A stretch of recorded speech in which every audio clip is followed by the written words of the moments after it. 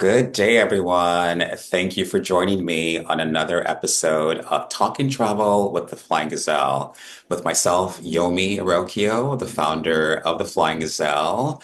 We are a travel booking and advisory service supporting our customers in all sorts of vacation packages, flights, hotels, excursions, really whatever your needs are in this travel space, please don't hesitate to get in touch with us. You can find my details in my profile, or you can just reach out directly. I'll also link a lot of that stuff in the text once we are done. All right, without further ado, I'd love to get into the episode today. I'm super excited to be chatting with this next duo. I met them a few months ago in the winter, well, still in the winter, I guess November last year, at a conference. And I just thought what they do is so fascinating and interesting and kind of goes along the lines of what I mentioned at the start of the year around experiential excursions and experiential journeys. I think what they do really aligns very well there. So without me kind of blabbing on about it, I'd like to give them the floor to talk about it. But first, let's get to meet them. So, guests, if you wouldn't mind introducing yourself to our audience, that would be super cool. Okay, thanks so much, Yomi. It's a real pleasure to be here, and with the pleasure of meeting in London was shared. And thank you so much for having us on. My name's Jamie Furness. I'm originally from Canada, but I lived in Tunisia, where I'm speaking to you from today for about 5 years as an academic anthropologist, and that's where I met Lamia. We'll tell you a little bit more about our story later. But over the past 2 years, I've been kind of giving a new direction to my passion for the region, its language, and also its culture through the food tours that we've been developing with Lamia. Hi, everybody. I'm Lamia Tamimi. I'm half Algerian, half Italian. Born in Tunisia, grew up in Tunisia, and Tunisia is in my heart. I come from the hotel industry, and like Jimmy said, we met a couple of years ago, and Sawa Taste of Tunisia was born, and we'll tell you more about it through our conversation. Awesome, awesome. Well, thank you, Jamie. Thank you, Lamia. It's so good to chat with you, and really would like to learn more about what it is you do. So let's great transition into the next series of questions here. So can you tell us about your business, your offering, and really how the whole idea was born, right? So it sounds like you met a couple years ago, and it sounds like something was hatched shortly thereafter. So if you don't mind telling us about that and just walking us through that, that would be super, super cool. Yeah. Sawa, as you mentioned earlier, comes from the hotel industry, but we're really passionate about showcasing the Tunisian culinary heritage and the traditions and experiences.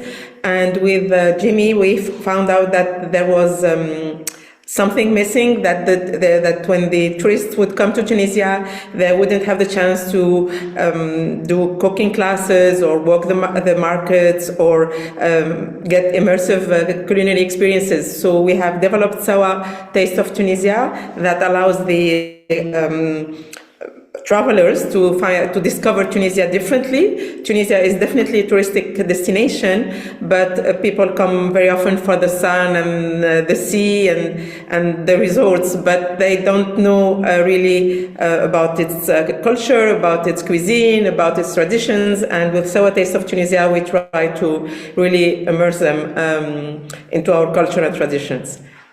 You want to say some more, Jimmy? Yeah, I mean, for me, the business that we've created is kind of the intersection of a few different threads that have been a big part of my life, like my entire adult life. As I mentioned, I was an anthropologist before, and I studied Arabic. I mean, I study Arabic because it's a lifelong project. You never can quite tick it off of your box when you're a non-native speaker. So, you know, the Middle East and North Africa, the language language and the culture, and of course also the food of the region have been like an enormous part of my life for 20 odd years. And then more broadly, I've a huge love of local seasonal food and flavors and world cuisine. My mom was a cook for many years professionally, and we've done a lot of culinary travel together. And it's always been like just such a fun way to discover different countries. And also to travel as a family, like to have something to do together, to be chopping vegetables, learning a recipe, tasting things was always kind of a fun way to travel with my mom and my sister and so on. So those lines kind of intersected here. And when I was living in Tunisia, I was just astounded by like how cuisine was and the products. You have a very seasonally driven food culture, like much more than any other place I've lived, where like when you go to the market and it's pomegranate season, you really notice. And like when the pomegranates are no longer on the trees, like they're gone from the market until next year, and everything was so fresh, like, just carried like a few kilometers from the farm to the market. So I really loved that here. And I wanted, like when I had guests visiting or, my family members, I wanted to take them on a culinary kind of tour type experience, like the sort of thing we had been on in Sicily or Crete or France. I just couldn't find anything here. So there was this amazing opportunity, but like no businesses really to speak of offering anything. So that was kind of, those were sort of the intersection of the lines. And when I met Lamia as a guest at her guest house, and we were talking about this, that was sort of the seed that was planted. Yeah. The pomegranate seed, so to say. Yeah.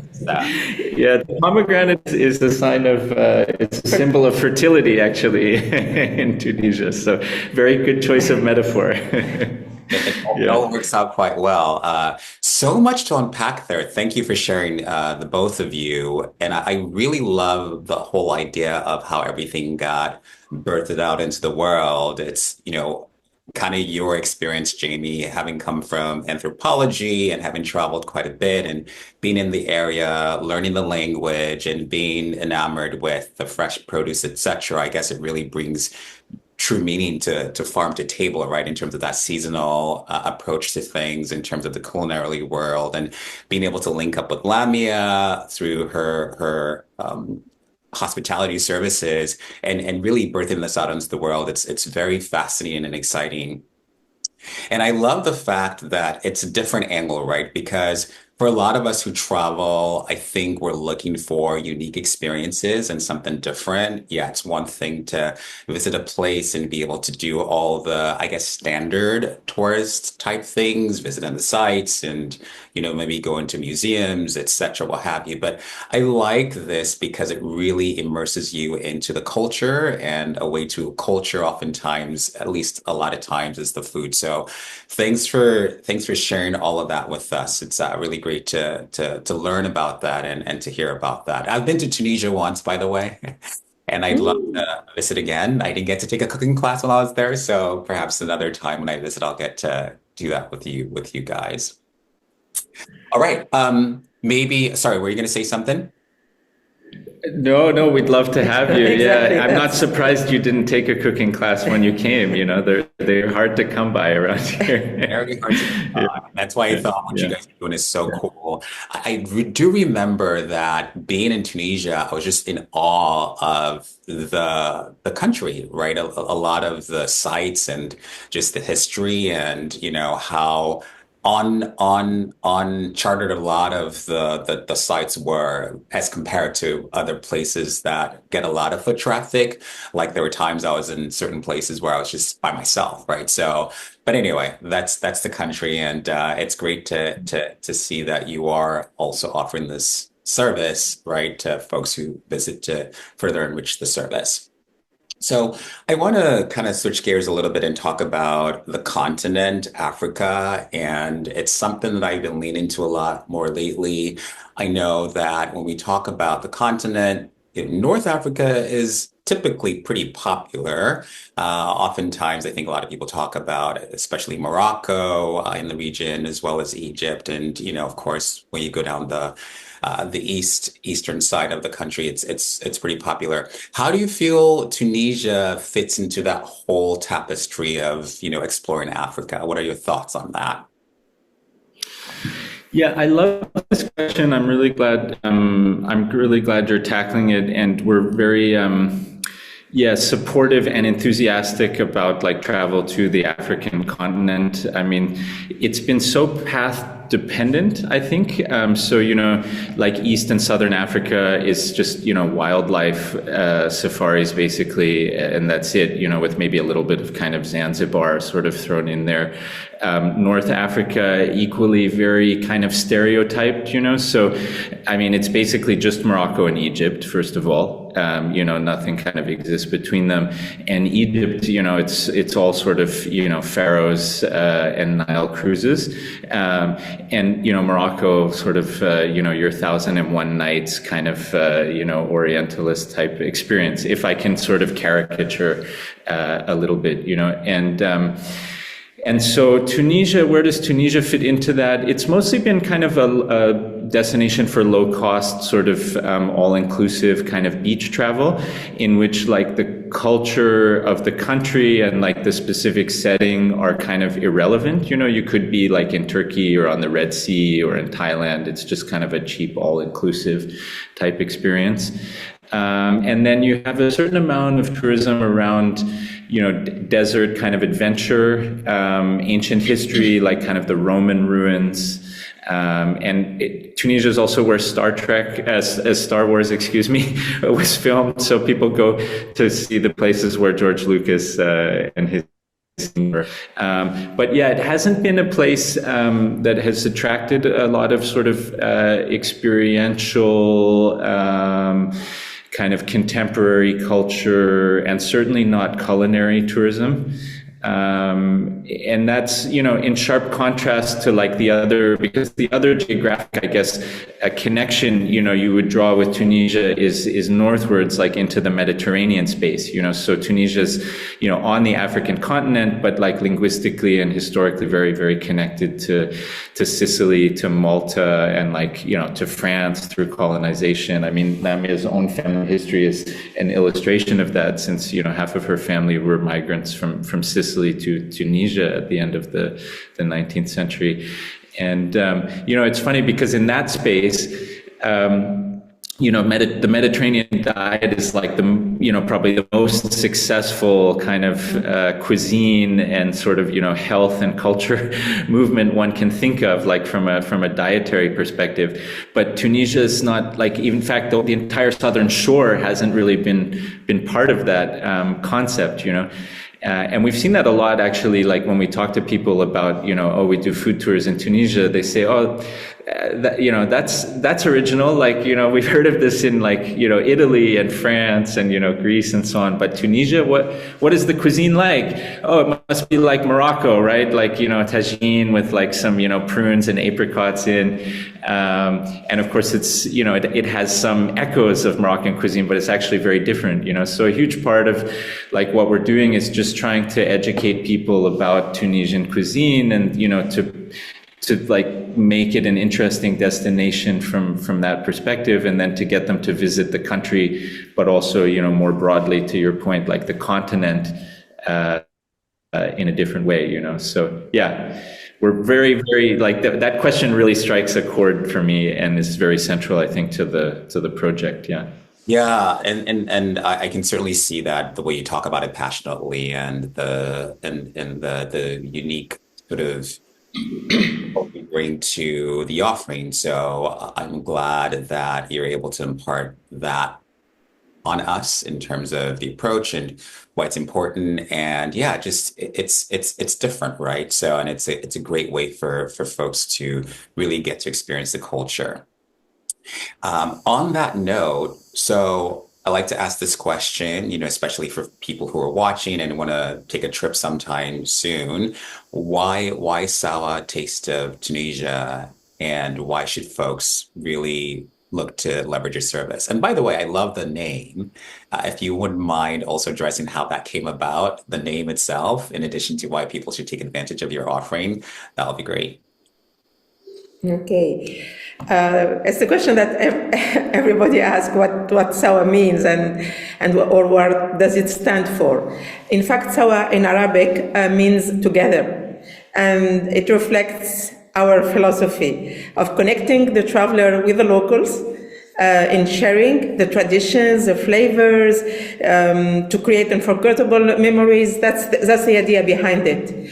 But also Sawa, because of the relation we have with our partners, with the artisans, the chefs, the cooks that we work hand in hand with to really showcase the Tunisian cuisine, the gastronomy, the products that we have, the seasonal products, like Jamie mentioned earlier.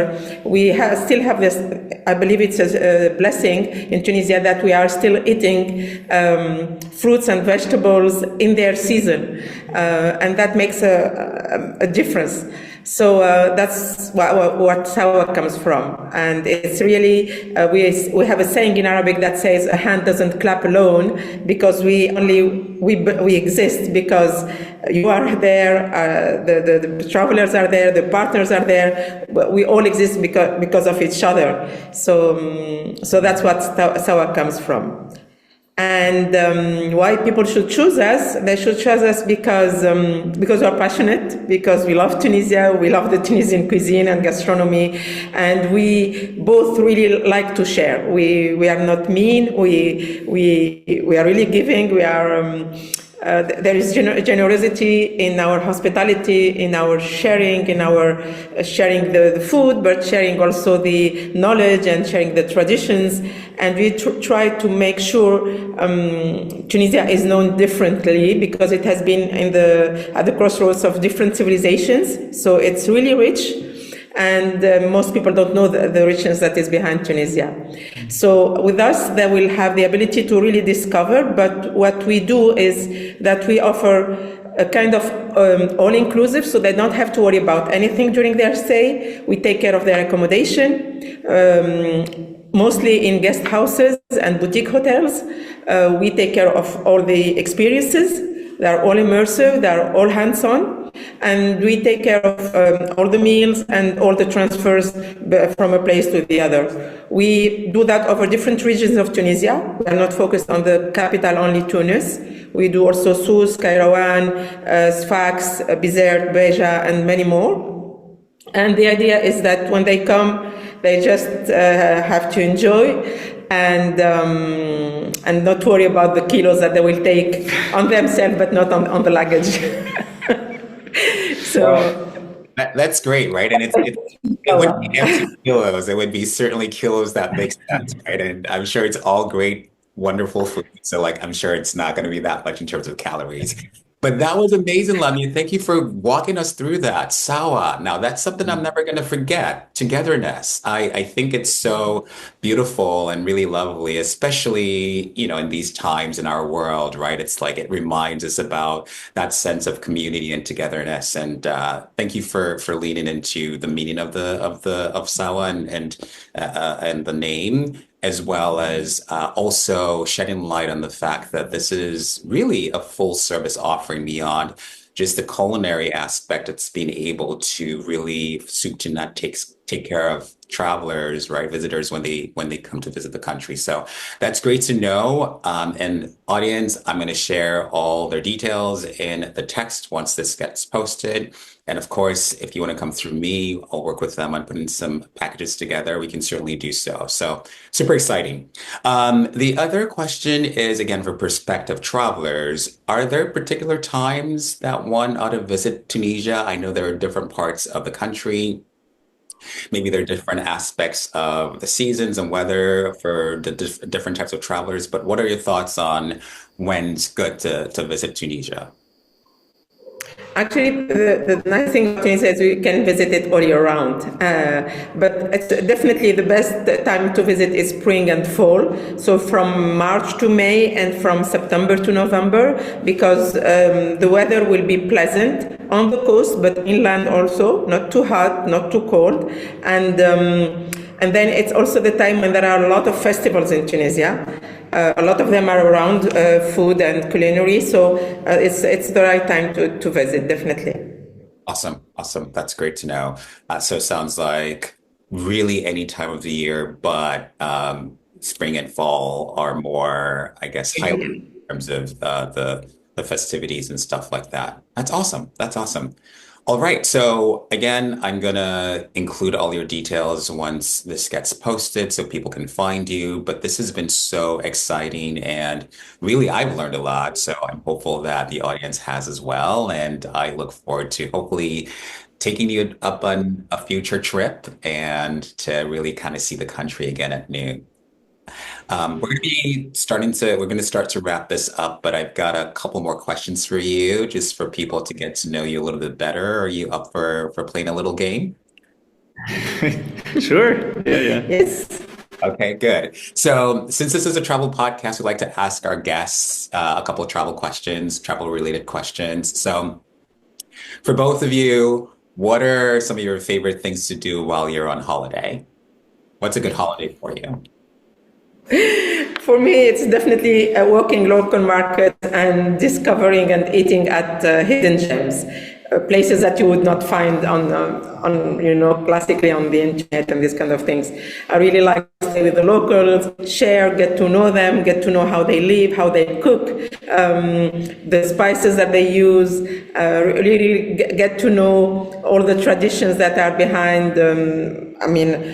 All the culinary experiences that the country can have. I love that, Lamia. So, if I were to ask you, and that makes sense, besides Tunisian cuisine, what's your other favorite cuisine or cuisines? Definitely Italian, and but I love new flavors. As long as I know what's on the plate, I'm willing to taste and enjoy. So I'm open to Asian cuisines, to South American cuisines. I'm really open to any cuisine, and I like to play around and to taste new flavors and try new dishes. Fantastic. And what about you, Jamie? Favorite things to do on holiday? Yeah, well, okay. I mean, I can tell you what I hate on a holiday. Or what I hate the most on a holiday is like being loaded on and off a bus. Being like paraded from point A to point B to point C, like for a quick sort of snap and back on. And I hate having the feeling that like I'm, having an inauthentic experience, that like if I am meeting someone, I'm getting the same canned speech that they gave to like the last group of 30 people who just came through here half an hour ago, I can't imagine anything less enjoyable. So, I want to drill through that, I want to meet a real human being, I want to hear like, what they're passionate about, what they know that I don't, like to hear kind of part of their story. And there's a lot of ways of doing that, but, food is a good way.